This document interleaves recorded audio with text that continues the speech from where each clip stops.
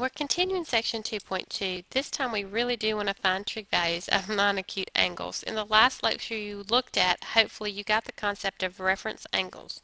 Now we're going to combine the information from the previous 3 lectures. We're going to combine our acute angle definitions of trig functions, the opposite, adjacent, hypotenuse information, with our special triangles, the 30, 60, 90, and the 45, 45, 90, along with our finding of reference angles so that we can bring all of this together and find trig values of angles that are larger than 90. In order to do that, I've given you a step-by-step process. Number 1, evaluate your angle. If it's bigger than 360 or less than 0, you're going to have to find a coterminal angle within the 0 to 360 zone in order to work with it. Once you have that positive coterminal angle between 0 and 360 degrees, then you're going to draw yourself a picture. Draw that coterminal angle in standard position and find your reference angle. Once you have accomplished that, for this chapter in this section, you're going to be back to one of your specials, the 30, 60, 90 or the 45, 45, 90, and you should have already learned those exact trig values associated with that. Once you finish that, you just want to be double sure that you've got everything correct. You want to check your signs of your quadrants, which we learned back in the last chapter, and bring that all together. So for the next little bit, we're going to work a couple of problems that pull these concepts together, and that's what section 2.2 is all about, just pulling your information together. What we want to do in this example is find the cosine of a negative 240 degrees. So thinking about question 1, that is not between 0 and 360. So since it's negative, we're going to take that negative 240, and the first thing we're going to do is add 360 degrees to find that reference angle, or the coterminal angle with that actual angle. So negative 240 plus 360 degrees is going to give you 120 degrees. What this is your coterminal angle between 0 and 360. So that's step number 1, check. Step number 2, let's draw it. Again, labeling those, I have 0, 90. I hope you get tired of this. I hope you can do this in your sleep because you just so understand those different quadrants. Alright, 120. It's got to be somewhere between 90 and 180. So we're just going to draw it over here into quadrant 2. This is actually 120 degrees. What we want is this reference angle right here that draws us back to the x-axis. This is theta prime. Our rule for quadrant 2 for finding theta prime is we take our 180 degrees and subtract off theta. Well, theta prime is 180 degrees minus our current theta, which is 120 degrees, giving us a theta prime of 60. So we have, let's see if I can grab a short little eraser and see if we can get it out there. Okay, yeah, it was going to erase more than I needed to, but that's okay. We have this here, this triangle, and we know that this is 60 degrees. Alright, gurus, if this is 60 and this is 90, this has to be the 30. And we need to remind ourselves, what are the ratio of sides to a 30, 60, 90? Always across from the 30 is the 1. The hypotenuse is always 2. And the side across from 60 is square root of 3. Now we can deal with signs now or later. Let's talk about them now for a minute. The x-axis is the one that's negative, so this is a negative 1. I know that automatically. The other two values are positive in quadrant 2.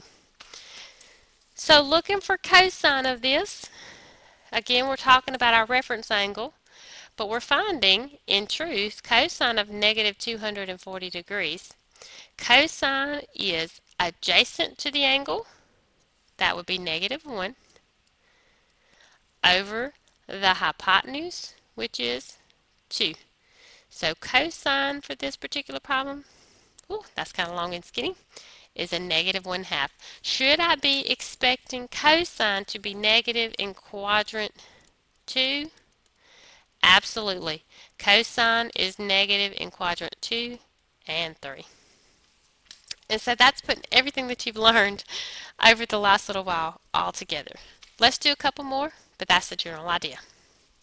We want to find tangent of 675 degrees. Is this angle between 0 and 360? No, it is not. So I'm going to take my 675 degrees, and because it's hugely positive, I'm going to subtract off 360 degrees, which gives me an angle of 315 degrees. Now that is between 0 and 360. So this is my positive coterminal that I need between 0 and 360. That's where I'm going to start drawing. So 0, 90, I hope you're saying this with me, 270, and 360.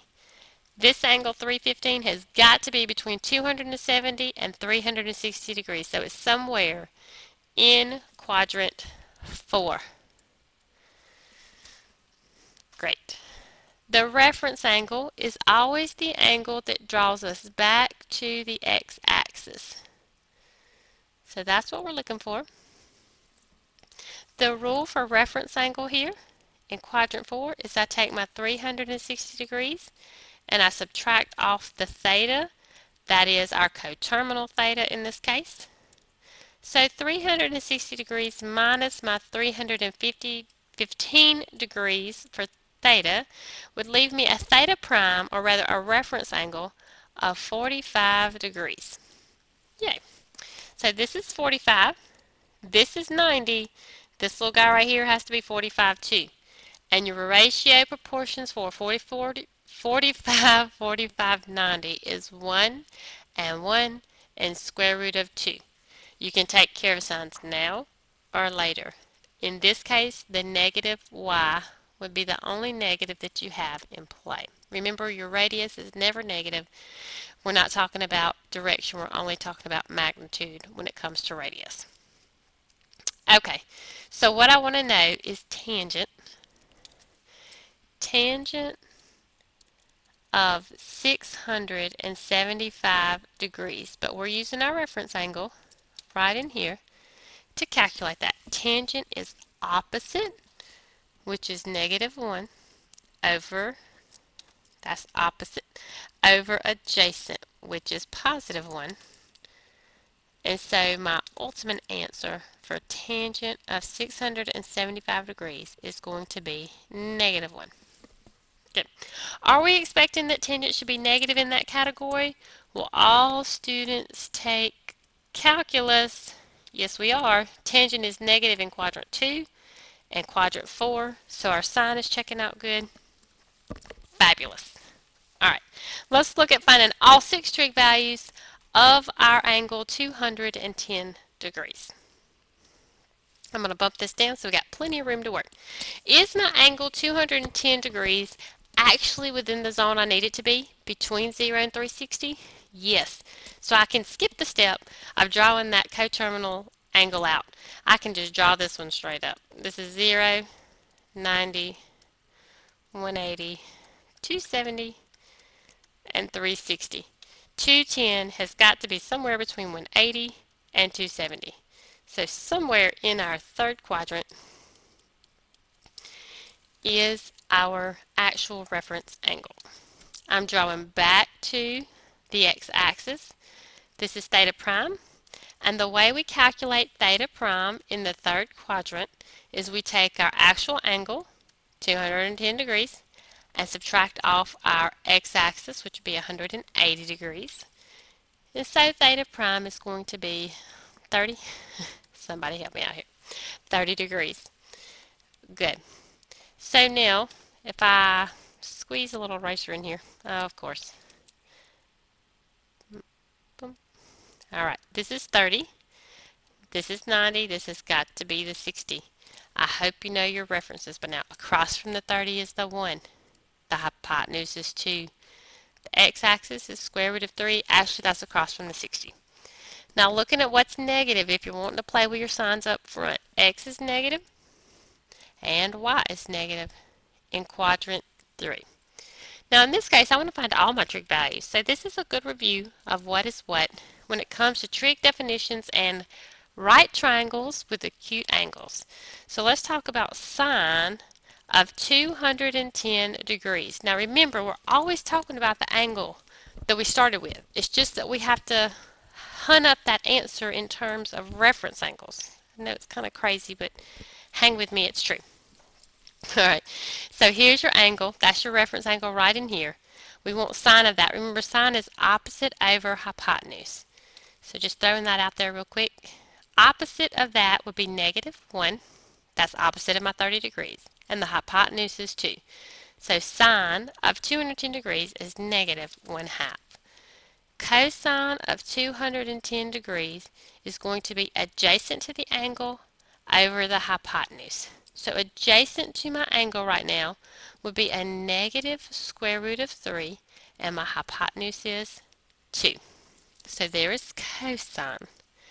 And then the other main one, tangent of 210 degrees, is opposite over adjacent. Now opposite, let's see, opposite of 30 degrees is -1. Adjacent is -√3. And we're going to need to clean this little fella up.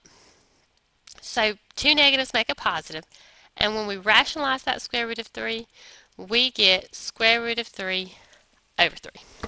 Woohoo! And those are the first three. Remember that they want all 6 of the trig values. So we're going to use our idea of reciprocal functions to tag those other ones. If we wanted cosecant of 210 degrees, we're just going to flip over sine.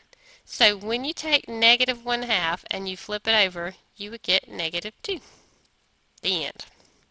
If you want secant of 210 degrees, well, it's the opposite, it's the reciprocal of cosine. So when you take that and flip it over, you get 2 over -√3. Now we need to clean him up. He's still going to be negative, but he would be 2 √3 over 3. There he is, cleaned up. And then lastly, when you want cotangent of 210 degrees, you're taking tangent and you're flipping him over. Now I'm going to flip over this little guy in red right here because he makes life easier. That would be √3 over 1. Those two negatives make a positive, which would just tell me that this is plain old √3. And so, woohoo, we have found all 6 trig values for the 210 degree angle. We got one more thing to think about, and that should wrap us up. Hopefully this is chiming well for you on your thoughts. Now this process can be reversed. It's not impossible. I want you to think about it. We could find the angle rather than the trig function values if we already know the trig function values. Now we want to limit ourselves because there's an infinite number of angles. We're going to limit ourselves between 0 and 360. But what they tell us is that cosine of theta is negative, and this is hard to write out or type out, this is -√2 over 2. Okay? So, first of all, the sign tells you something. My sign for cosine is negative. Now thinking about all students taking classes, because cosine is negative, I know I must be talking about quadrant 2 and quadrant 3, because here cosine is positive and here is cosine positive. So I'm talking, and I'm going to draw myself a picture. I'm talking about quadrant 2 and quadrant 3. Now I'm drawing my triangles there because we always draw back to the x-axis. Now this is my trig value, √2 over 2. This has got to be something we know, guys. So let's just think about the only 2 triangles we know. Sorry, let me draw that better. We know the 30, 60, 90, which is 1, 2, √3. And we know the 45, 45, 90, which is 1, 1, √2. I need something with a √2 on it. Of those 2 triangles, this is the only one. The 45, 45, 90 is the only one with a √2. So here is what I know. I must be dealing with a 45, 45, 90. 45, 45, 90. 45, 45, 90. Now we can verify that. Cosine, let me think of this way. Let's go back. This is rationalized. Let's unrationalize it. Can y'all do that? Does that make sense to y'all? How do you unrationalize something? Quick side note. If I had √2 over 2 and I wanted to unrationalize it, I'm just going to multiply the top and bottom by √2 again. On the top, that would give me the √4, and on the bottom I would have this. But what is the square root of 4? It's 2. And what happens to my 2's? They divide to 1. So this becomes 1 over the square root of 2. This is square root of 2 over 2 unrationalized. I don't even know if that's a word. Just hang with me. Remember cosine. Cosine is adjacent over hypotenuse. So this is the adjacent to the angle. This is the hypotenuse to the angle. Adjacent to this angle would be a 1, and the hypotenuse would be a 2. And look, there it is. 1, 1 square root of 2. 1, 1 square root of 2. It works out. It proves itself. It is the 45, 45, 90. Now look, it's enough for me when I see this to know that I'm talking 45, 45, 90. But if you want to backtrack and figure out the triangle, you can. Now, here's the deal. What you want to find are the values of theta between 0 and 360 that this is true. Alright, so here is my reference angle. How am I going to get this angle right here? This is what I want to know. Well, if your reference angle for this one would be 180 minus theta, in quadrant 2, that's the rule, then theta is going to be 180 minus theta prime. You can do that algebra with me later. Oh, I'm about to run into something else. This is a side note. So theta in this case, I'm talking about quadrant 2 here, working on quadrant 2, is 180 minus 45. So my real theta is 135 degrees. This is one of my angles that this is true for. In quadrant 3, theta prime is found by taking theta and subtracting 180 degrees. So regular theta would be theta prime plus 180 degrees. So in my case, theta prime, my reference angle is 45 degrees. I'm going to add my 180 degrees. So theta is going to be 225 degrees. Alright, so let me answer their question. I want all of the angles between 0 and 360 degrees such that if I took cosine of that angle, I would get negative square root of 2 over 2. And my answers are 135 degrees and 225 degrees. Now that one may take some time to think on. We'll come back to it, but that's the general idea. And I hope it hadn't driven you crazy.